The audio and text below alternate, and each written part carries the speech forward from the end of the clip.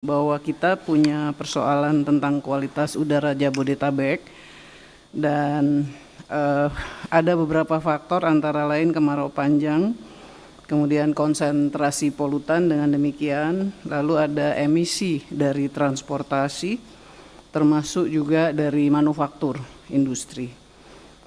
Presiden tadi menegaskan bahwa jangka pendek harus ada intervensi dan harus segera dilakukan. Antara lain regulasi Euro 56 untuk Jabodetabek, ruang terbuka hijau, tadi juga berkembang work from home dan lain-lain. Dan pada jangka menengah mengurangi kendaraan fosil. Kita sudah punya MRT, LRT, kereta cepat, dan juga agenda elektrifikasi. Pada jangka panjang tentu saja juga sudah kita awali, yaitu mitigasi dan adaptasi iklim dengan pengawasan yang ketat di Jabodetabek. Tadi di dalam rapat juga dilakukan perbandingan-perbandingan dengan beberapa negara. Dan tadi juga berkembang bahwa memang masyarakat kita perlu diajak untuk kesadaran melakukan uji emisi. Karena di Jakarta aja kesadaran uji emisi baru antara 3 sampai 10%. Ini datanya Jakarta Pusat hanya 3,86%, Jakarta Utara 10,69%. Jadi uji emisi ini merupakan cara yang memaksa pemilik kendaraan untuk melakukan inspeksi dan perawatan terhadap kendaraannya sendiri. Jadi uji emisi ini merupakan langkah yang sangat cepat dan perlu dilakukan dan hasilnya akan segera dirasakan. Jadi tadi Bapak Presiden sudah meminta untuk diinventarisir semua langkah-langkah cepat, termasuk yang kami usulkan. Tadi Pak Gub juga sudah menyampaikan akan segera melakukan pelaksanaan razia uji emisi untuk kepatuhan uji emisi kendaraan bermotor. Jadi kalau kita mulai dari DKI dulu aja ya, atau Jabodetabek, nanti kalau udah baik semua akan dilakukan. Kemudian semua KL dan Pemda wajib untuk memberlakukan kewajiban uji emisi bagi semua kendaraan bermotor yang masuk fasilitas perkantoran KL dan Pemda. Kemudian memasukkan persyaratan lulus uji emisi untuk perpanjangan STNK dan pembayaran pajak kendaraan. Sebetulnya di dalam PP 22 tahun 2021 itu sudah ada langkah pasal 206 penyelenggaraan perlindungan lingkungan dan dipikirkan sudah disiapkan secara teknis pengenaan pajak pencemaran lingkungan. Jadi sekarang sudah dilakukan, BRIN dan KLHK sudah menyelesaikan formulanya, hanya memang perlu melakukan sosialisasi kepada uji publik karena menyangkut pajak gitu ya, agak lumayan juga soalnya angkanya. Kemudian memang kalau kita lihat terhadap kendaraan-kendaraan baru itu sudah ada aturan bahwa harus memenuhi standar Euro. Jadi Euro 4, Euro 5 itu sudah berjalan untuk kendaraan baru. Tapi persoalannya kan yang banyak kendaraan yang lama begitu, maka dilakukanlah pengaturan dengan baku mutu emisi kendaraan. Jadi diperketat, kemudian diuji emisinya. Kalau tidak memenuhi akan terkena pajak denda. Misalnya nih ya, lagi di exercise, kalau misalnya 2 kali terpaksa didenda, ya kendaraannya terpaksa dikeluarkan dari daftarnya Samsat begitu. Jadi ada langkah-langkah teknis yang sedang kita siapkan. Tentu saja tadi ada tadi yang disampaikan oleh Pak Gubernur, ada kemungkinan konversi ke motor listrik, karena kalau dia nggak dicatat di Samsat lagi, artinya kan kendaraannya nggak bisa dipakai, masuklah ke recycle. Kalau nggak recycle ya dikonversi gitu. Ininya kira-kira pendekatannya. Jadi kira-kira itu di jangka panjang dan sebagainya udah. Nanti akan dilakukan lagi rapat satu kali lagi untuk finishing touch-nya yang akan dilaporkan kembali kepada Bapak Presiden. Itu dari saya kawan-kawan. Terima kasih ya. Selamat siang. Silakan Pak Budi. Bismillahirrahmanirrahim. Assalamualaikum warahmatullahi wabarakatuh. Ibu Menteri KLH dan Pak Gubernur dan rekan-rekan media. Tadi Pak Presiden begitu serius dan intensif membahas detail-detail itu, melanjutkan apa yang disampaikan oleh Bu Menteri dan Pak Gubernur bahwa uji emisi ini menjadi satu yang sentral. Oleh karenanya kami nanti bersama-sama Pemda, bersama-sama juga dengan polisian melakukan law enforcement. Jadi kita perbanyak tempat-tempat uji emisi, tapi melakukan law enforcement. Jadi nanti apabila kendaraan yang tidak lolos uji emisi, mereka tidak memiliki hak untuk melakukan perjalanan di Jabodetabek. Yang kedua berkaitan dengan utilisasi daripada kendaraan. Utility kendaraan ini banyak yang menggunakan satu orang atau maksimal 2 orang. Nah, oleh karenanya dipertimbangkan untuk membuat 3-in-1 itu menjadi 4-in-1. Jadi katakanlah mereka yang dari Bekasi, dari Tangerang, dari Depok, mereka bersama-sama ke kantor, gantian mobilnya, sehingga jumlahnya akan menurun. Selanjutnya adalah kami minta kepada PLN untuk menambahi penyediaan SPKLU yang bisa digunakan, karena itu sebenarnya sudah ada pergubnya, supaya mereka yang membeli kendaraan listrik itu bisa mendapatkan itu. Lalu terakhir saya sampaikan penggunaan EV ini perlu intensif ya. Pak Gubernur sudah melakukan, kami sudah melakukan. Saya harapkan tidak saja instansi pemerintah tetapi swasta yang berdomisili di Jabodetabek mulai menggunakan EV ya, dari motor, dari mobil, bersamaan dengan yang lain. Satu hal yang terakhir adalah berkaitan dengan bagaimana kita melakukan mitigasi penggunaan EV. Kita tahu EV ini penting, tetapi memang masih ada disparitas harga.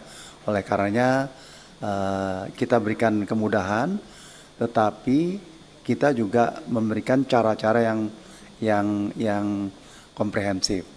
Satu masalah adalah standarisasi baterai. Baterai itu setiap produsen mengeluarkan baterai sendiri. Padahal dalam konteks EV itu baterai itu bukan menjadi CAPEX, tapi menjadi OPEX. Jadi orang membeli motor itu hanya motornya tanpa baterai, dan itulah langsung terkurangkan 30%. Dan itu bisa dilakukan swap. Jadi mereka sewa, dikenakan sebagai OPEX, sehingga dana yang dibutuhkan pada saat awal itu tidak banyak, dan itu dibutuhkan standarisasi untuk bisa dilaksanakan. Terima kasih. Wassalamualaikum warahmatullahi wabarakatuh.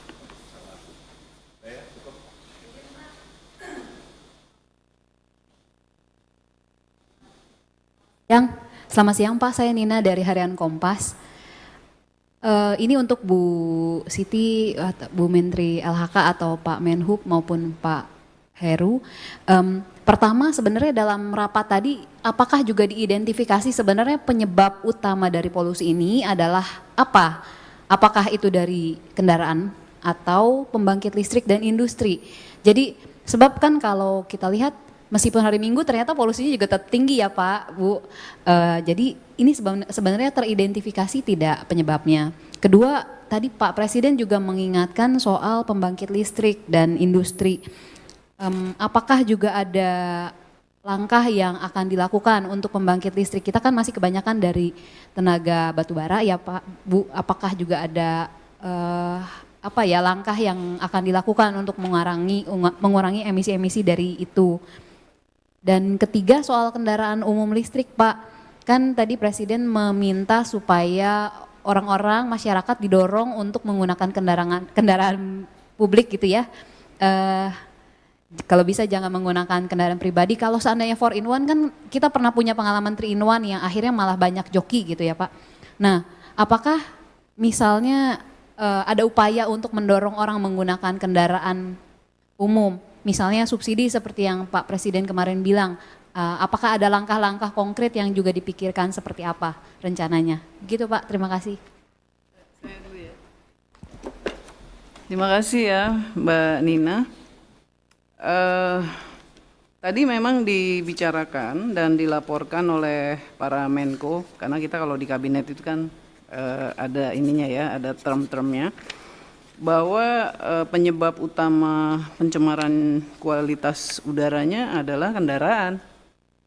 Karena dalam catatan kita per 2022 itu ada 24,5 juta kendaraan bermotor dan 19,2 juta lebih itu sepeda motor.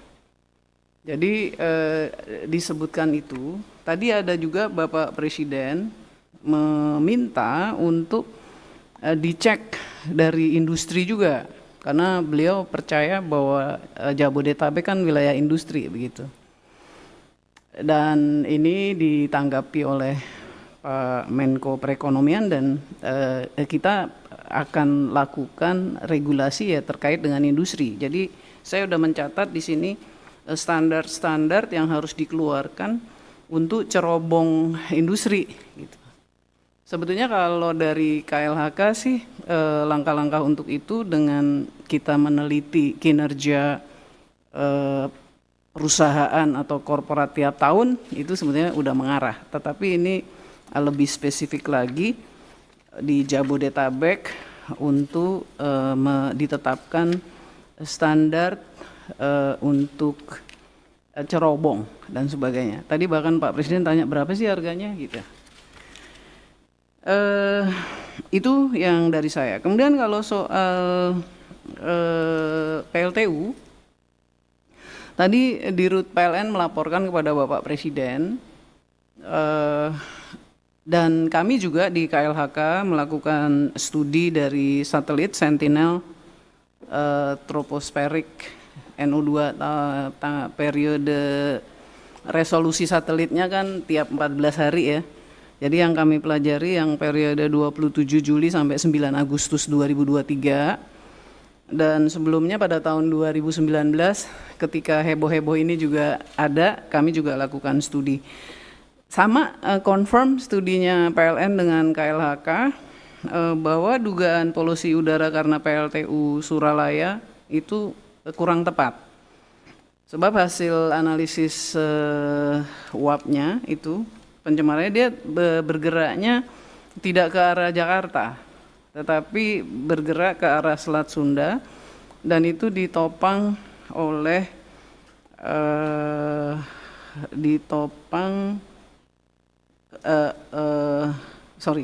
dia bergeraknya asapnya ke arah Selat Sunda. Nah, tetapi memang Pak Dirut PLN melaporkan bahwa ada pembangkit-pembangkit individual yang kecil-kecil tersebar dan ini tadi arahan Bapak Presiden untuk didalami. Oh ya, tadi ditopang oleh arah angin yang menurut data BMKG. Jadi bisa dikatakan bahwa bukan karena PLTU begitu ya, apalagi dari hasil studi ya penggunaan batu bara yang berpengaruh ke Jakarta sih cuman nggak nyampe 1% gitu. Nah kemudian soal kualitas hari Minggu atau bukan dan sebagainya. Jadi Mbak Nina, kita kalau ngukur kualitas udara itu ada sistemnya, ada ya sistemnya yang dihitung rata-rata 1 hari, atau ada yang dihitung waktu ngambilnya jam berapa gitu. Yang waktu heboh itu kan ngambil jam 3 pagi, terang aja padat karena kan ada uap air juga kecampur gitu.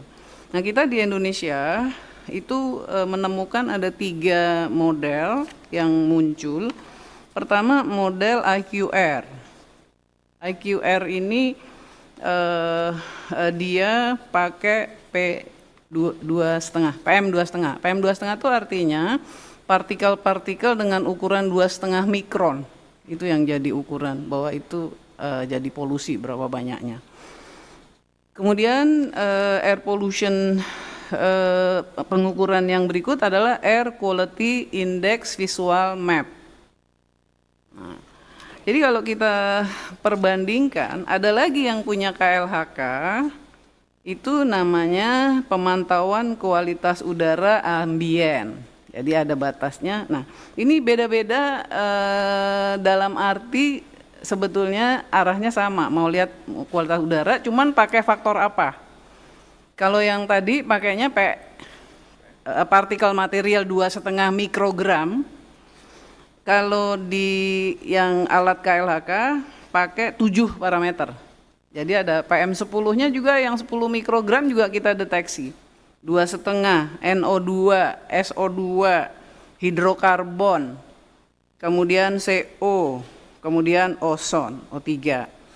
Nah, kita punya 56 ditambah 22 stasiun pengamatan. Kenapa? Nah, ini sejak 2015 kita khususkan pengadaan itu, kita kerja keras untuk itu karena kita kena karhutlah. Jadi waktu itu ditetapkan bahwa indeks standar pencemaran udara menjadi alat kontrol dari kondisi karhutlah, gitu ceritanya. Makanya kita punya cara sendiri. Oleh karena itu memang ketika kita lihat angka-angka itu kita mesti cek dia ngambilnya jam berapa ataukah ukuran untuk 1 hari, terus dia naruh alatnya gimana gitu. Itu sudah ada standar nasional Indonesia untuk penempatan alat. Ini tahun 2005 sebetulnya sudah diatur. Tapi nah dengan perkembangan situasi 2015 sampai dengan sekarang berarti perlu dicek lagi standar alatnya juga. Dikalibrasi standarnya seperti apa. Nah, kami sudah diskusi dengan BSN, Badan Standarisasi Nasional, dan mudah-mudahan ini dalam waktu dekat akan kita finalisasi. Jadi gambarannya seperti itu ya, Mbak Nina. Terima kasih. Silakan Pak Budi yang EV. Cukup ya? Kendaraan listrik. Oh, kendaraan umum. Iya. Ya, soal angkutan massal perkotaan, sebenarnya Pak Presiden dan kita sudah berusaha untuk memastikan, melaksanakan, dan menghimbau ya. Kita sudah ada MRT, kita sudah ada BRT, dan sudah LRT. Okupansi dari MRT itu belum maksimal. Jadi tercatat mestinya bisa 180.000 per hari. Sekarang MRT itu baru 80.000. Artinya apa? Ada sesuatu. First mile dan last mile-nya itu belum jalan. Baik secara individual maupun secara kolektif itu harus dilakukan. Jadi satu sisi memang mekanisme ini harus kita pikirkan berkaitan dengan antar moda. Selain minat masyarakat untuk menggunakan angkutan massal. Nah, apa yang dilakukan oleh Pak Gubernur, baik melakukan work from home yang sudah jalan, dan juga membedakan waktu kerja itu bagus sekali. Karena angkutan massal kota itu, kalau kita lihat dari LRT, MRT, dan BRT, pada jam-jam sibuk itu relatif penuh. Tetapi pada saat jam tertentu, jam 10, jam 11 itu kurang. Jadi kalau ada selisih daripada waktu bekerja bagi masyarakat, ditambah work from home, berarti kapasitas daripada angkutan massal perkotaan ini naik, ya. Selain kita memberikan first mile dan last mile, ya. Jadi itu yang mesti kita lakukan. Tetapi sekali lagi kita akan diminta untuk melakukan law enforcement berkaitan dengan uji emisi. Terima kasih.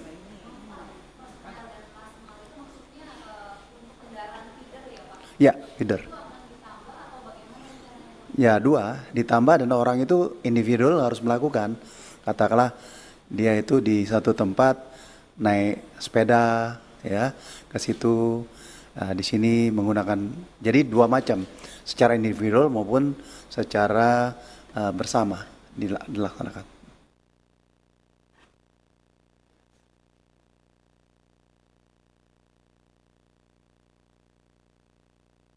Pak Bu Dikarya, Ibu Siti Nurbaya, dan Pak Heru, saya Andira dari Situday. Terkait uji emisi sendiri kan sebetulnya dari pemerintah sudah sering menggalakkan itu, sudah sering memberikan himbauan. Tapi ternyata masih perlu ada law enforcement lagi. Nah, dari rapat tadi apakah ada evaluasi tersendiri? Kenapa yang kemarin-kemarin itu masih belum efektif, dan untuk kedepannya solusinya bagaimana? Terima kasih.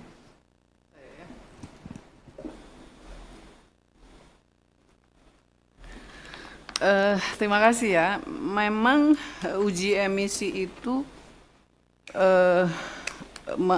belum bersifat harus gitu ya. Dan di polisi sebetulnya ada sistem yang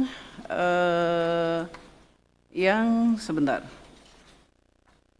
Ada sistem di polisi yang sudah punya sistem denda online. Jadi dia akan periksa macam-macam terkait kendaraan. Kalau ada persoalan secara online akan kena begitu. Tapi di dalam sistemnya Polri dan Polda itu belum termasuk uji emisi. Waktu kita diskusikan kan selama berapa minggu ini kita diskusi terus ya. Waktu kita diskusikan, Polri bilang karena uji emisi nggak bisa terdetek secara elektronik, sehingga belum bisa dilakukan. Bisa dilakukan, tapi harus dengan patroli lapangan dan razia begitu. Tapi Polri ragu melakukannya. Apakah ia sekarang masih pakai model-model razia gitu? Nanti dibilangin Polri pakai semprit lagi gitu kira-kira. Enggak lah. Oke. Terus kita diskusikan. Kalau gitu pakai jalan keluarnya gini aja. Yang uji teknisnya dari Dinas LH. Begitu. Dibantu. Jadi secara profesional Dinas LH dan Dinas profesional yang lepas gitu ya. Dan Dinas LH bisa didukung oleh KLHK pasti, KLHK. Dan nanti ditilangnya oleh Polri. Jadi selama proses itu Polri yang terus mengawasi. Jadi caranya kelihatannya seperti itu yang bisa dilakukan.